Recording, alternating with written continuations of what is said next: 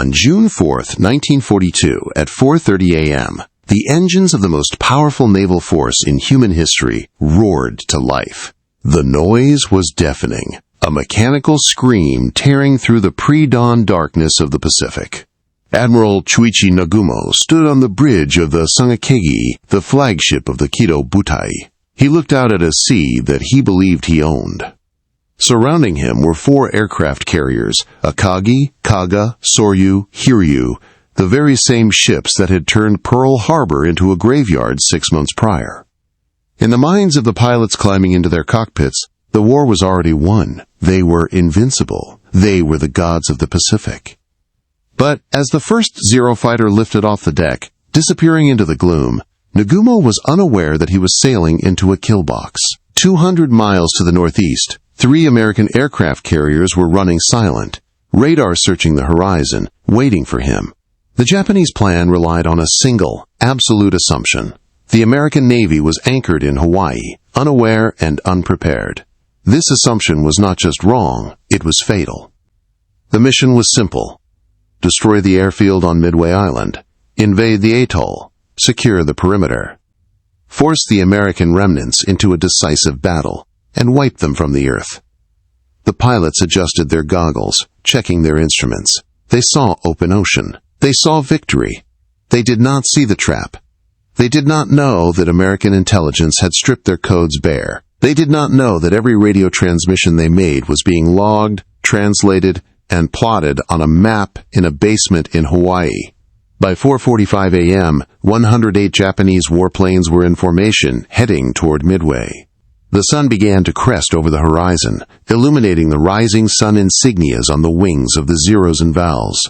It looked like the dawn of a new Japanese century. In reality, it was the beginning of the fatal 5 minutes that would burn the heart out of the Imperial Navy. The clock had started. The pieces were moving.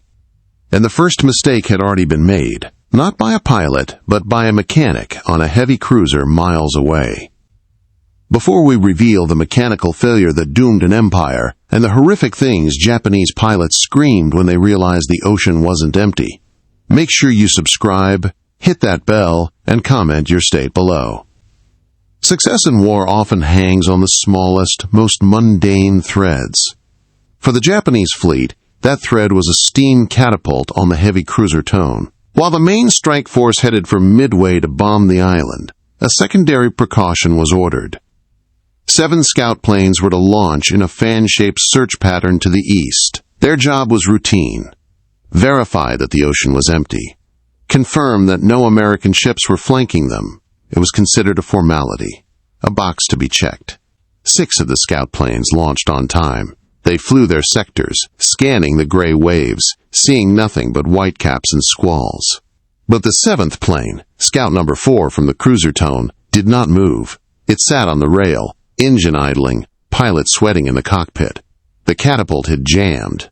Mechanics swarmed the machinery, cursing the hydraulics, banging on valves with wrenches. Time bled away. 5 minutes, 10 minutes, 20. In a coordinated naval attack, 20 minutes is an eternity. Nagumo was miles away, unaware of the delay. He assumed his eyes were open. He assumed the sector Tone 4 was assigned to cover was being watched. It wasn't. That specific slice of the ocean, the exact sector where the American carriers Hornet, Terran, Enterprise, and Yorktown were lurking, remained unpatrolled for 30 critical minutes. When the catapult was finally fixed and Tone 4 launched at 5 a.m., it was half an hour behind schedule. That delay meant the pilot would reach the end of his search leg later than planned. It meant the geometry of the battle had shifted. If Tone 4 had launched on time, it might have spotted the Americans before the Japanese strike force attacked Midway. It might have given Nagumo time to prepare. But the plane was late. The ocean kept its secret. And because of a jammed valve on a cruiser, the Japanese fleet continued to sail blind, straight toward a force that was already turning into the wind to launch a counterstrike. While the mechanics on the Taylorade were fighting their catapult, a different kind of war was concluding in a windowless basement at Pearl Harbor. This was Station Hypo. The air was thick with cigarette smoke and the smell of stale coffee. Commander Joe Rochefort, wearing a smoking jacket and slippers, had spent weeks staring at gibberish. The Japanese Naval Code, JN-25B, was a fortress of complexity, but Rochefort had found a crack. The Japanese kept referencing an objective called AF. They were sending men, equipment, and water purifiers to AF. Washington believed AF was the Aleutians, or perhaps the U.S. West Coast. Rochefort believed it was Midway. To prove it, he had ordered the garrison at Midway to broadcast a fake message in clear text. Our water distillation plant is broken. 2 days later, a Japanese intercept was decoded. AF is short on water. The trap was confirmed. AF was Midway. Admiral Nimitz didn't hesitate. He stripped the Pacific of every available hull. He recalled the Yorktown, which had been smashed at the Battle of the Coral Sea. Mechanics welded steel plates over the holes in her flight deck while she was still moving. They patched her up in 48 hours, a job that should have taken 3 months. Because of Rochefort, Nimitz knew where Nagumo was. He knew when he would arrive. He knew the composition of his force. This was not a battle of chance. It was an assassination attempt. The Japanese pilots flying toward Midway believed they were the hunters. They laughed over the radio, confident in their superiority. They had no idea that the prey had been reading their mail for a month. The Ghost Code had given the Americans the one thing the Japanese could not counter, the element of absolute surprise. Lieutenant Joichi Tomonaga led the first wave. He was a veteran, a man of precision. As his formation of 108 planes approached Midway Atoll, the American radar picked them up. The element of surprise for the island attack was lost, but that didn't matter to Tomonaga. He had overwhelming firepower. At 6:16 a.m., the Japanese bombs began to fall. The tiny island erupted. Hangars shattered. Oil tanks burst into flames, sending plumes of black smoke thousands of feet into the air. Zero fighters swooped low, strafing the anti-aircraft batteries. The noise was a continuous, rolling thunder. But as Tomonaga pulled his bomber out of a dive, he noticed something disturbing. The return fire was heavy, intense. The American Marines on the ground were not suppressed. More importantly, the runways were still usable. The American bombers stationed on the island had already left. They weren't on the ground to be destroyed. Tomonaga realized the job wasn't done. The island defenses were too intact to risk an amphibious landing. The invasion force would be cut to ribbons if they tried to hit the beach now. Tomonaga grabbed his radio. He made a call that would echo through history, the first domino in a chain of catastrophe. He didn't know about the American carriers. He was only looking at the burning island below him. He keyed the mic and spoke to Nagumo. "There is need for a second attack." That single sentence hit the bridge of the Akagi like a hammer. It meant the planes currently on the flight decks, planes armed with torpedoes to fight ships, would have to be struck below into the hangars. They would have to be rearmed with land bombs to finish off the island. It meant stripping the fleet of its anti-ship capability. It was a tactical necessity based on Tomonaga's view, but it was a strategic suicide based on what was hiding over the horizon. Admiral Nagumo held Tomonaga's message in his hand. His face was impassive, but his mind was racing. He was a man of doctrine, not improvisation. His orders were clear: neutralize Midway, but his reserve aircraft, the second wave, were sitting on the flight decks of the Akagi, and Kaga armed with torpedoes. These torpedoes were designed to sink battleships. They were useless against hangars and runways. If he launched a second attack on Midway, he had to switch weapons. He had to order his crews to remove the heavy Type 91 torpedoes and replace them with high-explosive contact bombs. This was a massive logistical nightmare. It took 40 minutes to rearm a squadron. The hangars would be filled with unsecured ordnance. Torpedoes would be stacked on racks. Fuel lines would be exposed. Nagumo looked at the empty ocean. The scout planes had reported nothing. Tone 4 had not yet sent any warning. As far as Nagumo knew, there were no American ships within 500 miles. The threat was the island, The island was shooting back. The invasion force was vulnerable. At 7:15 a.m., Nagumo made the decision. Rearm the aircraft for a second strike on Midway. Chaos erupted on the flight decks and in the hangars below. Mechanics scrambled. Heavy torpedoes were lowered onto carts. The elevators hummed, cycling planes between the deck and the hangar. The strict safety protocols of the Japanese Navy began to slip. There wasn't time to stow the torpedoes back in the magazine. They were pushed to the side of the hangar walls. Bombs were piled next to fueling hoses. The carriers were turning into floating bombs. And at that exact moment, 200 miles away, the American carriers turned into the wind. They weren't rearming. They were launching. The flight decks of the Akagi and Kaga were now scenes of organized bedlam, but war does not wait for you to change your socks, let alone your ordnance. Just as the mechanics began the arduous task of swapping torpedoes for land bombs, the air raid sirens screamed. It wasn't the American carriers. It was the leftovers from Midway. A group of American B-17 bombers and clumsy Vindicator dive bombers flying from the very island Nagumo was trying to destroy appeared overhead. They were disjointed, uncoordinated, and desperate. The Japanese Zeros on combat air patrol swarmed them instantly, shredding the slow American planes. To the Japanese commanders, this looked like a victory.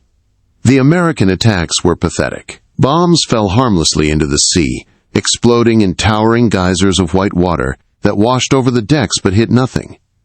Not a single Japanese ship was scratched. However, these failed attacks achieved something deadly. They stole time. Every time a bomb fell, the carriers had to maneuver. They had to turn hard to port or starboard to evade.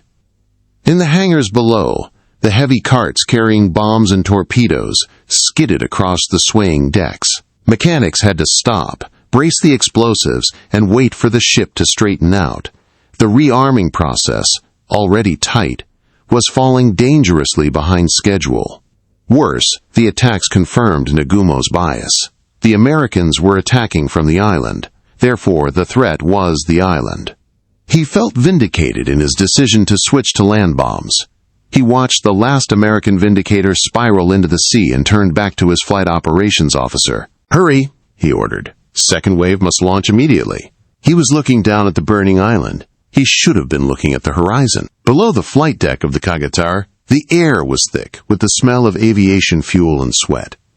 The hangar deck is a dangerous place even in peacetime, a confined steel box filled with high explosives and gasoline. Now, it was a death trap in the making. The order to switch weapons had created a logistical bottleneck. Standard procedure required that when a torpedo was removed from a plane, it be immediately lowered into the protected magazine deep within the ship's hull.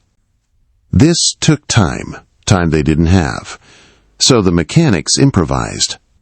As they wrestled the 800-pound Type 91 torpedoes off the Nakajima B-5N bombers, they didn't send them down to the magazine. They simply pushed them to the side. They stacked them against the bulkheads. They left them sitting on the rolling carts. Within 20 minutes, the hangar decks of the Japanese carriers were lined with unsecured torpedoes. Next to them were piles of high-explosive land bombs waiting to be loaded. Fuel hoses snaked across the floor as the aircraft were topped off. The hangar deck had become a massive, unshielded powder keg. A single spark, a single bomb penetration, or a single strafing run would not just damage the ship, it would vaporize it. The mechanics worked with frantic speed, their boots slipping on oil slicks. They stripped the anti-ship weapons, the only things that could protect the fleet from an enemy navy, and replaced them with weapons designed to blow up concrete runways. They were disarming themselves in the face of an enemy they still didn't believe existed. At 7:28 a.m., the radio on the flagship Akagi crackled. It was a transmission from the delayed scout plane, Tone -4. The message was brief, terrifying, and vague. Sight 10 enemy surface ships, bearing 10 degrees, distance 240 miles from Midway. The bridge fell silent. 10 ships? What kind of ships? Tone 4 didn't say. The pilot, flying through cloud cover and dodging American patrol planes, hadn't identified the class. Nagumo froze. If these were battleships or cruisers, they were a nuisance, but not a threat to his carriers. His battleships could handle them. But if one of those 10 ships was an aircraft carrier, his entire fleet was in immediate, mortal danger. And his planes were currently useless. Half were loaded with land bombs, half were empty, and none were ready to launch anti-ship torpedoes. He grabbed the microphone. "Identify ship types immediately." He barked at the radio man. "Are there carriers?" The seconds ticked by. The scout plane didn't answer immediately. The pilot was likely fighting for his life, or dodging clouds. Nagumo stood on the bridge, staring at the speaker, willing it to make a sound. The certainty of the morning was gone. The fatal 5 minutes were approaching, but first came the agony of the unknown. He had 108 planes below deck, and he had no idea what weapon to put on them. For 15 agonizing minutes, the Kido Butai sailed into the unknown. Nagumo was paralyzed by the fog of war. His staff shouted conflicting advice. "Launch the dive bombers with land bombs.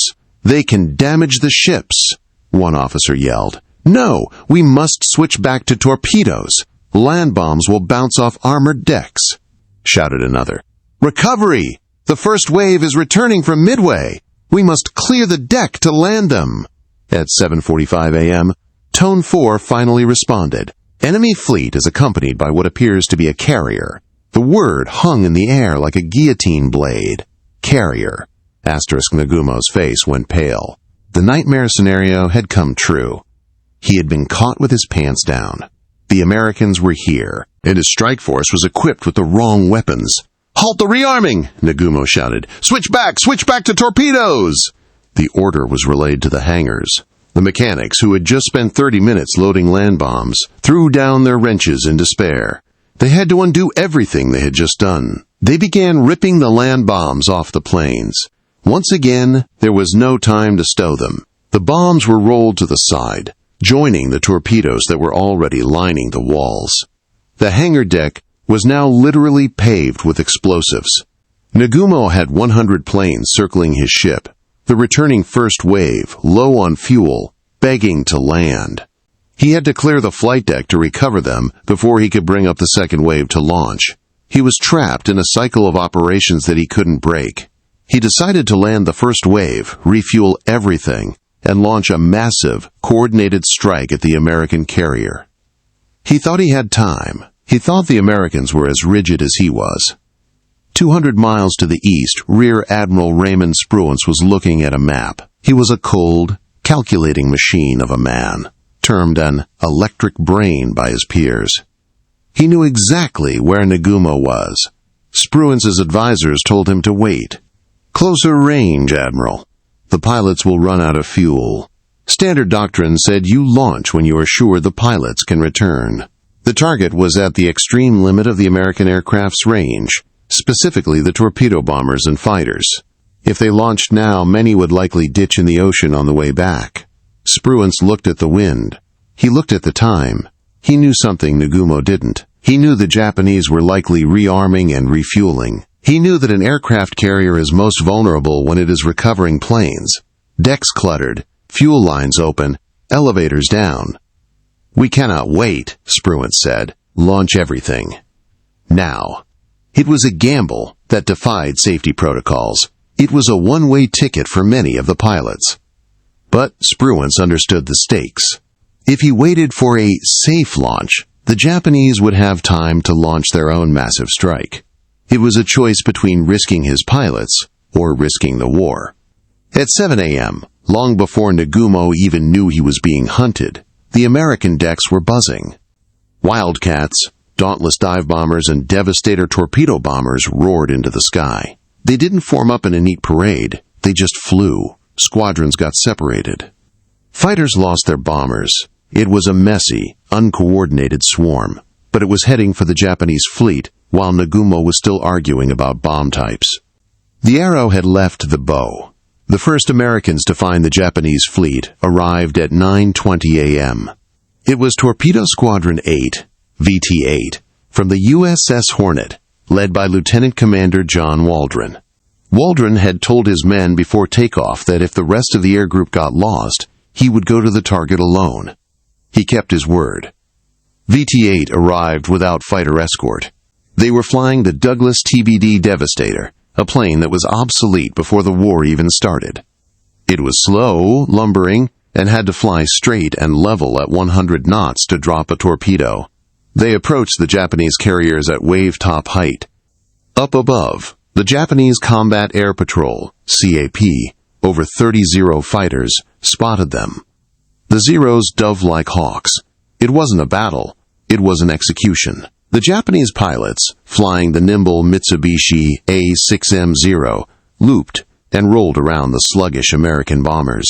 They shredded the Devastators with 20mm cannons. One by one, the American planes caught fire and cartwheeled into the sea. "Get the carriers!" Waldron yelled over the radio. It was his last command. His plane exploded moments later. Of the 15 planes in Torpedo Squadron 8, all 15 were shot down. Only one pilot, Ensign George Gay, survived. He crawled out of his sinking plane, hid under a floating seat cushion, and watched the rest of the battle from the water. To the Japanese, this was a turkey shoot. They laughed as they swatted the Americans from the sky. Not a single torpedo hit a Japanese ship. From the bridge of the Akagi, the mood shifted from panic back to arrogance. The American attack had been pathetic. Suicide. The Japanese lookouts cheered as they watched the black smoke of burning American planes dot the horizon. "Is this the best they have?" One officer sneered. The Zero pilots were euphoric. They had just wiped out an entire American squadron without taking a single loss. Their confidence surged. They felt untouchable. But their victory came at a hidden cost. To engage the low-flying torpedo bombers, the entire Japanese fighter cover had descended to sea level. The Zeros were now swarming right above the water, chasing the remnants of the American torpedo planes. The sky above, at 15,000 and 20,000 feet, was empty. The sentries had left the gate to chase a distraction. Nagumo watched the slaughter and nodded. The Americans were desperate. He ordered the recovery of his own returning planes to speed up. "Prepare the strike force," he commanded. "As soon as we recover, we launch." He believed he had weathered the storm. He didn't know that Torpedo 8 was just the bait. Just as the last of Torpedo 8 vanished beneath the waves, a second group appeared. Torpedo Squadron 6, VT-6, from the Enterprise. Like VT-8, they arrived low and slow. Like VT-8, they had lost their fighter escort in the clouds. The Japanese Zeros, already at sea level, simply turned and engaged the new targets. The massacre repeated itself. The Devastators were riddled with bullets. Their fuel tanks exploded. Their wings shore off. 10 of the 14 planes in VT-6 were shot down. Again, no torpedoes hit. The Japanese ships turned their bows into the torpedoes that were dropped, easily combing the tracks. Then came Torpedo Squadron 3, VT-3, from the Yorktown. They arrived at 10 a.m. They were wiped out. To the Japanese pilots, it felt like they were swatting flies. But they were burning ammunition. They were burning fuel. And most importantly, they were fixated on the water. Every eye on the Japanese fleet, lookouts, gunners, pilots, was looking down at the ocean surface, mesmerized by the dying torpedo bombers. Nobody looked up. While the carnage was happening at sea level, a drama was unfolding high in the clouds. Lieutenant Commander Wade McCluskey led the dive bomber squadrons from the U.S. Enterprise. He had 32 Solomon Islands dollars, dauntless bombers behind him. They were running low on fuel. They had flown to the predicted intercept point, but the ocean was empty. Nagumo had changed course. McCluskey faced a choice: turn back now and save his pilots, or fly a box search and risk ditching in the ocean. He checked his fuel gauge. It was critical. Then, at 9:55 a.m., he saw something. A tiny white streak on the vast blue canvas of the Pacific. It was the wake of a single ship. The Japanese destroyer, Karashi. The Arashi had stayed behind to depth charge an American submarine, the Nautilus, which had been harassing the fleet. Now the destroyer was rushing at full speed to rejoin Nagumo's main force. It was an arrow pointing straight to the target. McCluskey didn't hesitate. He banked his wing and followed the white line. He signaled his squadron to follow.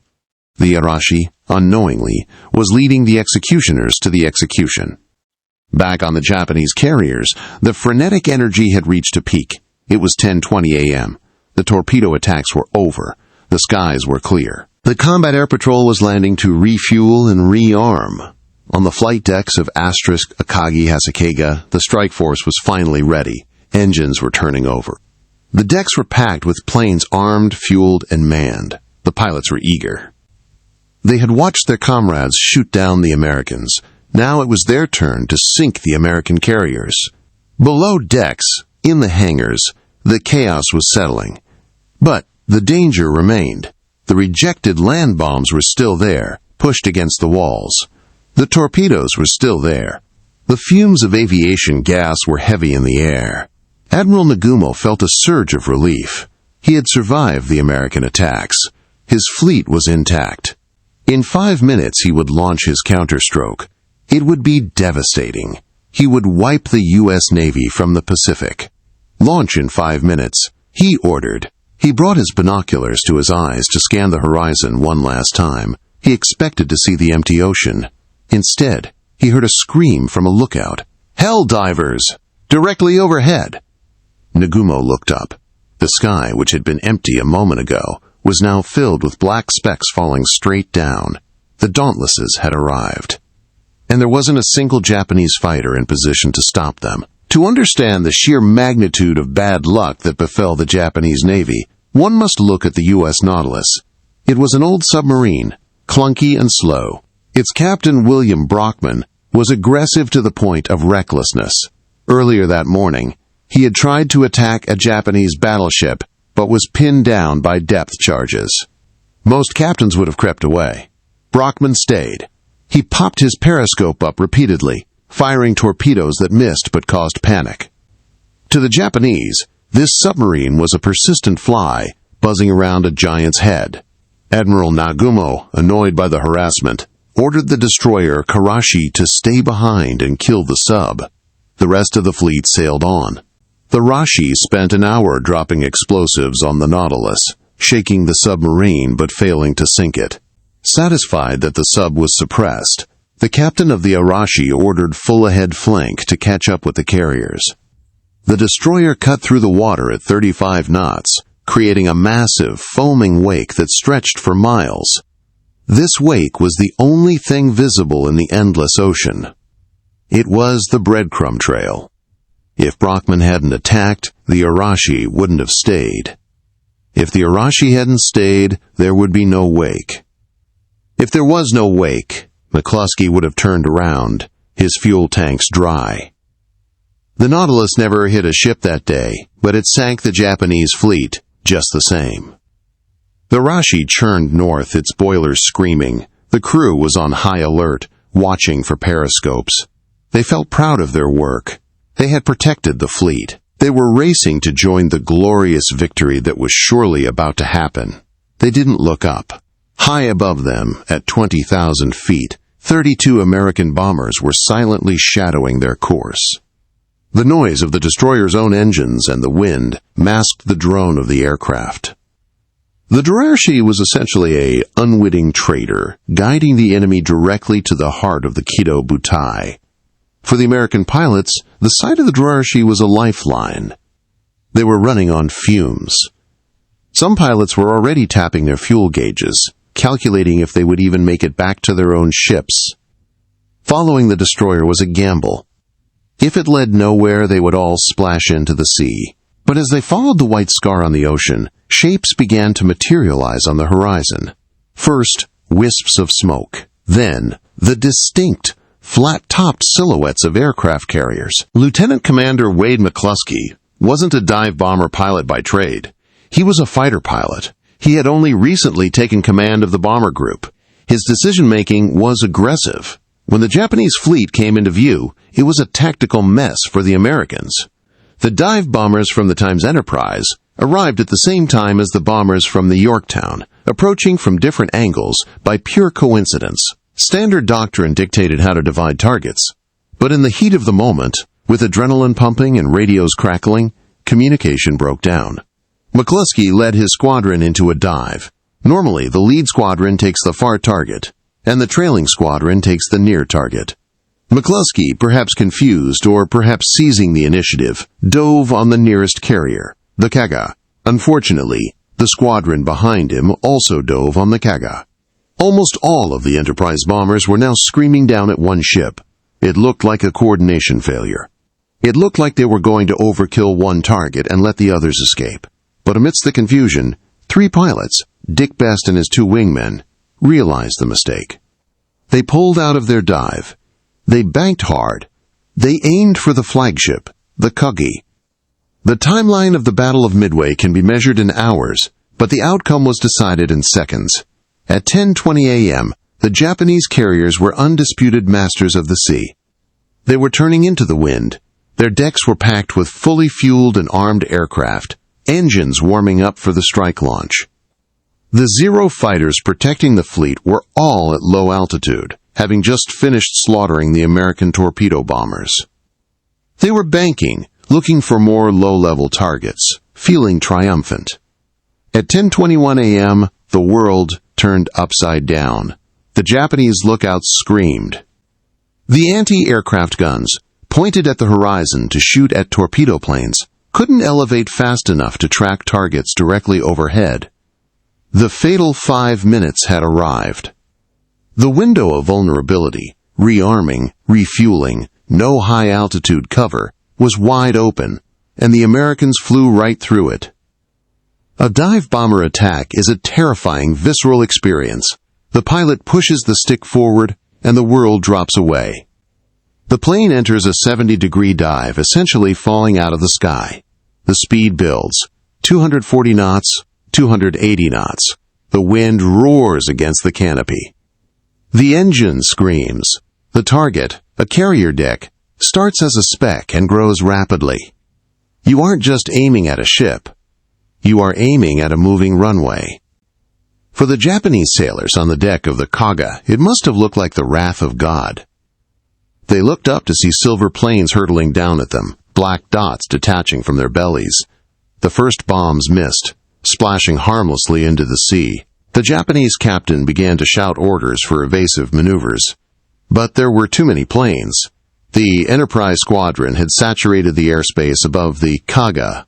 Then, the first hit, a 1,000-pound bomb smashed through the flight deck near the rear elevator. It penetrated deep into the hangar deck that was lined with unsecured torpedoes and fuel carts. The explosion was not just a detonation, it was an annihilation. The bomb set off the secondary explosives. The hangar deck erupted. The flight deck plates were ripped open like tin cans. The planes parked on deck, fully fueled, were tossed into the air and disintegrated. The Kaga died instantly, though she would take hours to sink. The first bomb had turned her interior into a blast furnace. But the horror was just beginning. While the Kaga was being eviscerated, Lieutenant Dick Best and his 2 wingmen were in a dive over the flagship, the Akagi. 3 planes against an aircraft carrier. It shouldn't have been enough. The first bomb from Best's wingman missed, exploding in the water 10 meters off the port bow. The second bomb missed, landing in the water off the stern. It came down to Dick Best. He was the squadron commander.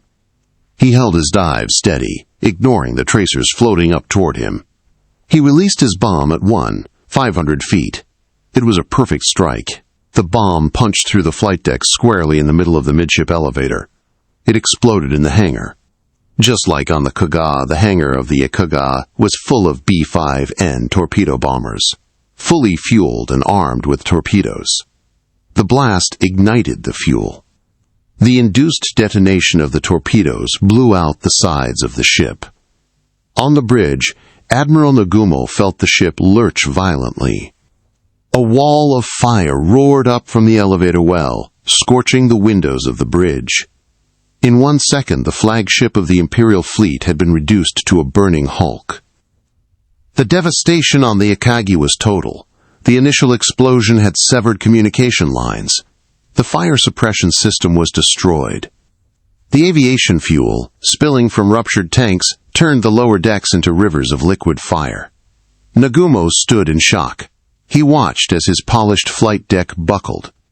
He saw men running, burning, jumping into the sea. The planes that were seconds away from launching a victory strike were now twisted, charred skeletons. His chief of staff grabbed him. "Admiral, we must transfer the flag! The ship is dying!" Nagumo refused. He was a samurai. He wanted to stay. But the heat was becoming unbearable. The paint on the bridge walls was blistering. Reluctantly, he agreed to evacuate. He had to climb out of the bridge window and rappel down a rope to the deck, his uniform stained with soot. The conqueror of the Pacific was now a refugee on his own ship. While Akagi and Kaga were burning, the Yorktown's dive bombers arrived. They targeted the Soryu. This attack was even more precise. In the span of 3 minutes, the Soryu was hit by 3 1,000-pound bombs. One penetrated to the lower hangar deck. One hit the upper hangar. One hit the engines. The Soryu broke open. The explosions were so violent that they threw planes off the deck into the sea. The captain ordered abandon ship within 20 minutes. At 10:20 a.m., Japan had 4 operational carriers. By 10:25 a.m., 3 were burning wrecks. The Akagi Kea and Soryu were finished. The heart of the Imperial Navy had been cut out in 5 minutes, 300 seconds. The pilots of the Japanese Combat Air Patrol, the ones who had been celebrating their victory over the torpedo bombers just moments ago, looked down in horror. They had no place to land. Their homes were on fire. They circled their dying ships, watching the black smoke obscure the sun, until their fuel ran out and they ditched into the sea. Ensign George Gay, the sole survivor of Torpedo Squadron 8, watched it all from his hiding spot under a seat cushion in the water. He had seen his friends slaughtered. He had seen the Japanese triumph. And now he saw the retribution. He watched as the massive Japanese ships turned into infernos. He heard the deep, rumbling explosions as magazines cooked off. It was a spectacle of destruction that no human had ever witnessed before. The ocean, which had been calm, was now littered with debris, oil, and bodies. For the Japanese pilots in the water, the shock was absolute. They had been told they were invincible. They had been told the Americans were weak. Now they were floating in oil, watching their empire burn. Some refused to be rescued by American ships, choosing to drown rather than face the shame of capture. They couldn't reconcile the reality before them with the propaganda they had been fed. But the battle wasn't over. One Japanese carrier remained operational. The Sea Hiryu. She had been separated from the main group during the evasive maneuvers and had escaped detection by the American dive bombers. Her commander, Rear Admiral Taemon Yamaguchi, was a fierce, intelligent warrior. He saw the smoke columns from his 3 sister ships. He knew the battle was lost, but he still had teeth. "Launch immediately," Yamaguchi ordered. "We will strike back." He had a handful of planes left, a mix of Zeros, Vals, and Kates. It was a suicide mission, and everyone knew it. The pilots tied *Hachimaki* headbands around their foreheads.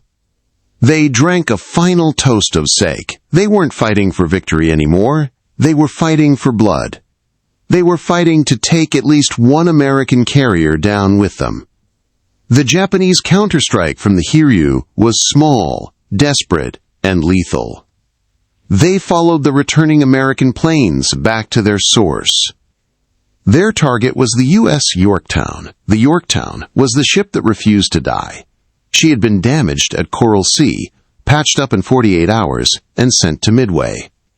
Now she faced the wrath of the last Japanese survivors. The Japanese dive bombers hit her first. 3 bombs struck the deck. One blew out the boilers, stopping the ship dead in the water. Black smoke poured from her funnel, but the damage control teams on the Yorktown were legendary. They put out the fires. They patched the deck. They got the boilers running again. Within an hour, the Yorktown was moving at 20 knots, launching planes. Then came the torpedo bombers. 2 torpedoes slammed into the Yorktown's port side. The ship listed heavily. The lights went out. The rudder jammed. This time, the wound was mortal. The order was given to abandon ship. The Japanese pilots radioed back to the Hiryu. Carrier sunk. They cheered. They thought they had evened the score.